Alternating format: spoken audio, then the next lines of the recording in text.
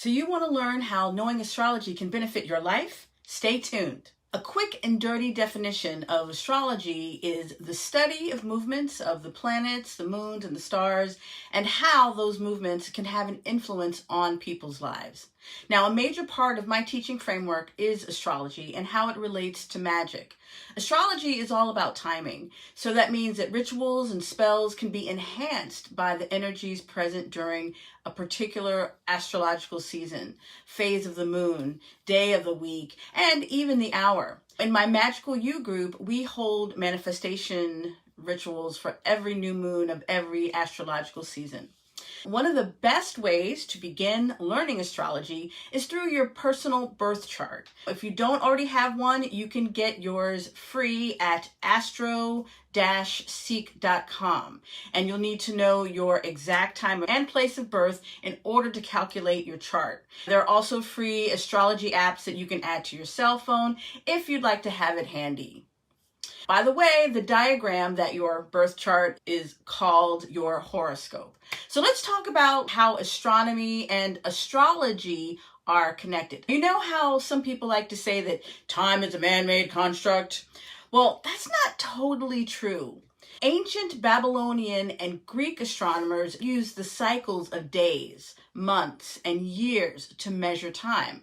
Life was still happening, but there was just no way of marking time or knowing what day it was until astronomers got involved.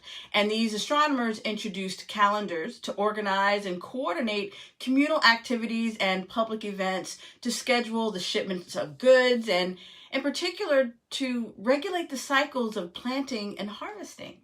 In those days, astronomers also studied astrology, which is the study of the influence of these celestial bodies and these cycles on humans. Astronomers observed what was happening in the heavens, and they made connections to the events that were happening on the earth. This is what is meant by the saying, as above, so below.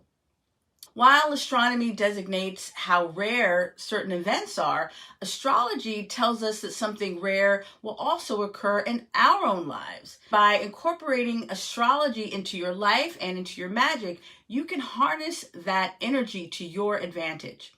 So while time may have been invented by man, the cycles that time measures are not. If you want to learn more about astrology, I recommend that you take my Astrology 101 class, and it teaches the basics on how to read your birth chart. Before we go on, I want to talk about the power of the sun. The big bright star that we on Earth call the sun, it's the most important source of energy for life on Earth. Also important, the gravity of the sun, it keeps Earth, the planets, and other celestial bodies in their orbits around the sun. Those celestial bodies that orbit the sun, they make up what we call the solar system. The word solar means related to the sun. Our solar system consists of our sun and everything bound to it by gravity. Planets stay in their orbits because there is no other force in the solar system which can stop them. While reviewing astronomy for this video, the thought occurred to me that in addition to being the greatest heat and energy source for the Earth, the sun is also important for the power that its light gives to the universe. Think about this. Humans and animals are attracted to the power of the sun. They're attracted to light, and our healing and growth cycles are connected to the amount of the light that we receive. Those circadian rhythms that make up our body's internal clock are influenced by the amount of sunlight that we are exposed to. The sun offers natural vitamin D, and many people's moods are affected by gray days, and others experience seasonal affective disorder, also known as SAD, during the winter months with less sunlight. I was thinking, when people say love and light, it's easy to make fun or take it for granted, but I now believe that there is an inherent power in the light itself. As spiritual beings having a human experience, acknowledging our shadows, it's important. How do we do that? We shine the light on our darker sides. Think about that. I'd like you to consider that you, dear listener, dear watcher, dear viewer, are also a sun, as in S-U-N, and that your personal energy creates its own solar system, which attracts people to you. That means when you're doing the self-care and the inner work that we do, it serves to heal ourselves so that we can tap into our own light, our own sun, and shine. Okay, so that's my mini tangent for today. Back to astrology. So what is a zodiac? As the Earth orbits around the sun, the imaginary line in the sky that marks that path is called the ecliptic. And the moon and the planets also travel along that path of the ecliptic. This region of the sky where the Earth orbits is also known as the zodiac. Each month, as the Earth moves in its orbit, the scenery behind the sun changes. And the scenery that I'm referring to are groups of stars known as constellations that sit behind the sun. A constellation is a group of stars that forms a recognizable pattern that is traditionally named after its apparent form or identified with a mythological feature. The 12 signs of the zodiac come from those constellations through which the sun passes. And the zodiac cycle of constellations are, in order, Aries, Taurus, Gemini, Cancer, Leo, Virgo, Libra, Scorpio, Sagittarius, Capricorn, Aquarius, and Pisces. When the sun is in any particular zodiac sign, the persons who were born during that time are believed to have particular qualities, which you can easily find by searching online, and you probably know. Each zodiac sign also represents an astrological season in which certain energies are present and can be leveraged to your benefit. So let's talk about your birth chart. The moment that you were born, all of the planets were arranged in a unique configuration. It's a snapshot of the sky at your exact moment of birth, and it's referred to as your birth chart or your natal chart, and it's calculated based on your precise date, time, and location of arrival. Astrologers believe that birth charts can provide powerful insight on an individual's personality, identity, motivation, along with opportunities, timing, and even the recurring themes experienced throughout a lifetime. If you'd like to get a free birth chart, go to astro.seek.com and enter your time and place of birth. This website will calculate an astrological birth chart that you can use to learn about yourself from a cosmic perspective. Your birth chart is a fixed moment in time. But the planets, however, are always moving. And as they move, they form angles with each other, in contrast to their position at your birth. Let's talk about reading your birth chart. Your birth or natal chart is made up of 12 sections, known as houses. Each represent a key part of your life. I won't break them down here, but you can get a deeper dive in my Astrology 101 masterclass. When you look at your birth chart, you might notice that you have multiple planets in certain houses, while other houses are totally empty, and that's normal. So to best understand astrology, review your birth chart and take note of which planets were in a particular house when you were born. The planets simply offer information on possible influences on a particular house. Now, I'm going to summarize the planets and their influence. While astrology is a deep subject, if you understand how the planets interact with the various parts of your life and your houses, you will have a strong foundation to build upon. So let's talk about the celestial cycles. Dun, dun, dun. The sun, as we mentioned before, reveals the clues to where a person will shine the brightest in life. And the placement of the sun in a chart also indicates leadership qualities, the degree of desire for power and authority, as well as the honors bestowed. The sun stays in each sign for approximately 30 days, and it is the ruler of the sign Leo. The moon reveals in a chart what is needed emotionally to feel secure. The moon represents imagination and the feminine or receptive side, as well as the urge to nurture.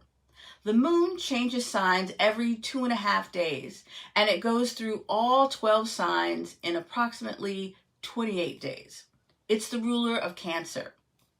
Mercury rules intelligence, the way the mind works, language, and all communication and interpretation. Mercury also rules teaching, researching, reporting, answering, and responding. Mercury also includes modes of travel as well as commerce, including sales, bartering, importing, and exporting. Mercury can be in a sign for 15 to 60 days, and 3 to 4 times a year, Mercury has a retrograde period when it appears to go backward. The role of Venus in a chart is to add love, friendship, and beauty into the mix. Venus governs tenderness, joy, harmony, and even the capacity for humor. Venus symbolizes all relations with feminine people, and Venus also governs money and gifts, as well as sensuous indulgences. Venus brings a feeling of abundance and luxury. Venus is also linked to creation, reproduction, and fertility. Venus stays in each sign for about 30 days and is the ruler of Taurus and Libra. Mars is assertive, aggressive, passionate, forceful, energetic, courageous, fearless, competitive. Mars is also known as the warrior planet. But Mars points out where your best and purest energies can be put. Mars reveals one's sexual drive. Mars causes things to happen. Mars brings noise, movement, and plenty of activity to whichever house of the horoscope that it visits. Mars usually stays in each zodiac sign for 6 weeks, but if it retrogrades, meaning goes in backwards motion, it can settle in for as long as 7 or 8 months. Mars rules the sign of Aries.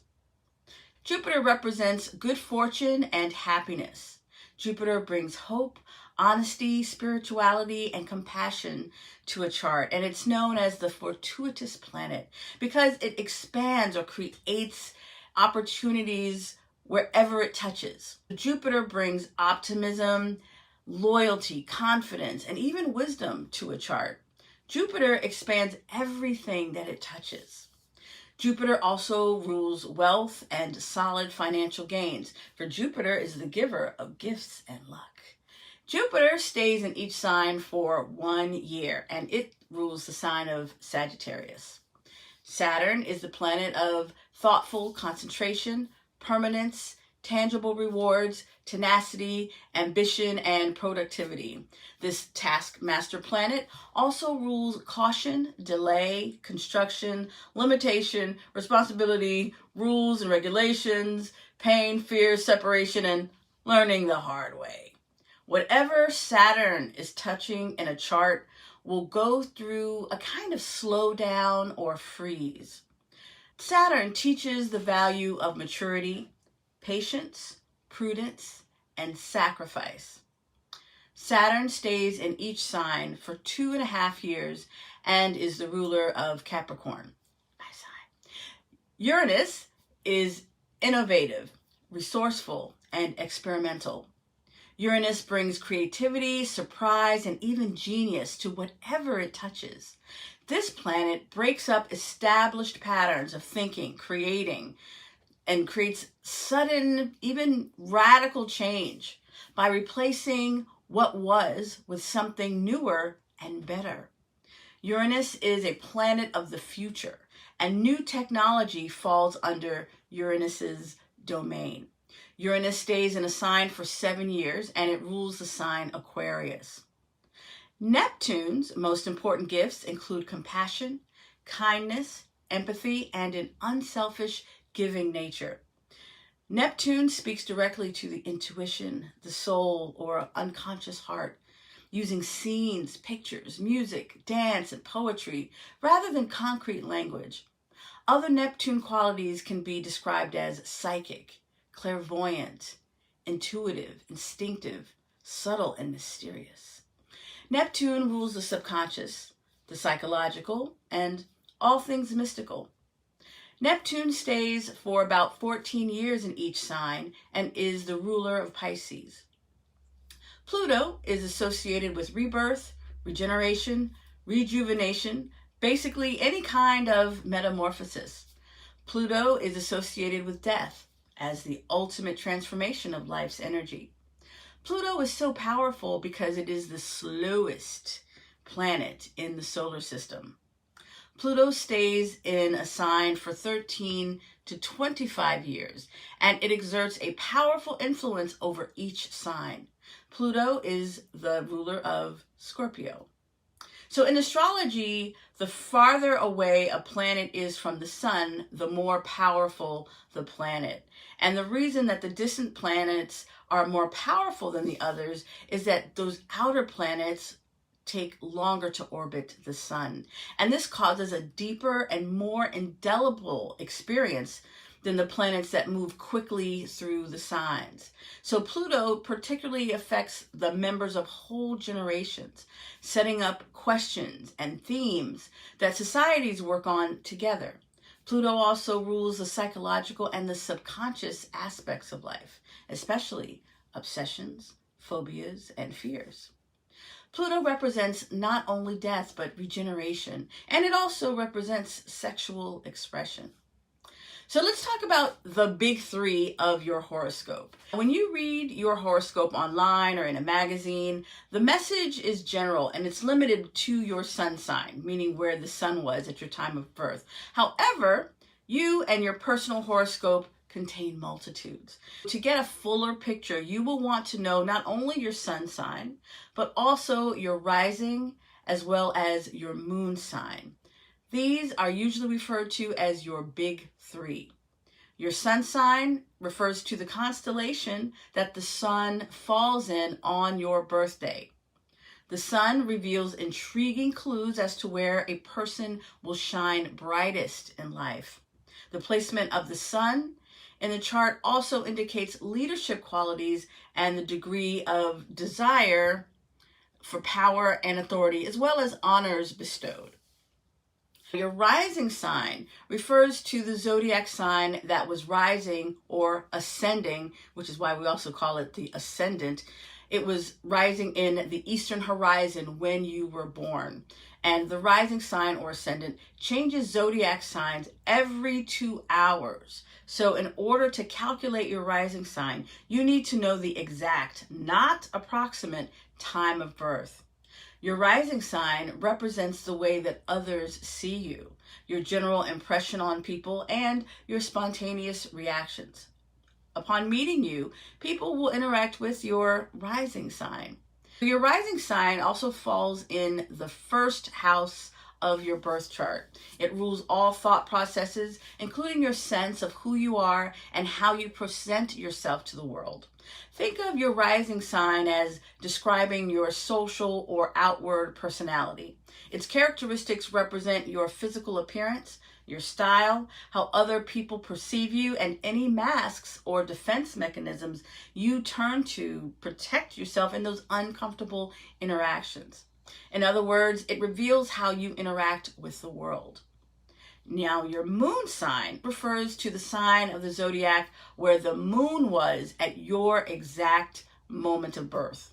It is the soul of your identity, the subconscious part of yourself that you might keep hidden from others. The moon sign in a horoscope is believed to reflect the true character of the soul. The moon sign is said to be in charge of your inner life, including dreams and subconscious mind, as well as habits, intuition, and instinctual actions. The moon has governance over a person's most private feelings and emotions.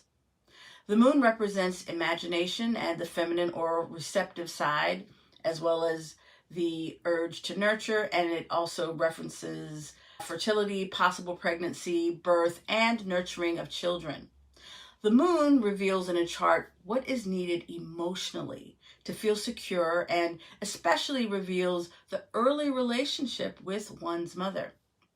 The moon also suggests your relationship with children and any future and present personal parenting style. To recap all of that, your sun sign represents your individuality and your unique gifts. Your rising sign, it represents your personality and how others see you. Your moon sign represents your emotions and relationships. So if you've ever wondered why two Virgos aren't the same, it's because there is a lot that goes into an individual's astrological chart. Understanding these placements in a birth chart will help you understand others as well as yourself. So if you'd like to learn how astrology can affect your spells and your rituals, listen to my podcast episode on Spellcraft 101. In that episode, I teach how to create your own customized spells and rituals that only you can. And if you'd like to learn more about owning your power and developing your intuition, you can also listen to my podcast episode called Own Your Power. In that episode, I teach ways that you can increase your magical confidence.